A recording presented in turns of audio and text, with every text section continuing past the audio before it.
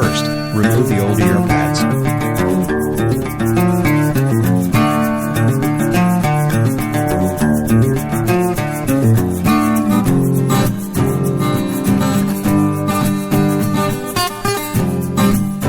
Second, slip the ear pads edge into the ear cup cam.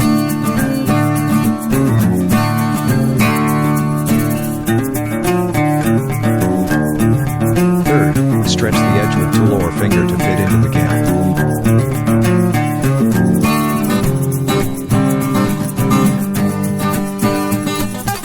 Fourth, secure the edge into the cam.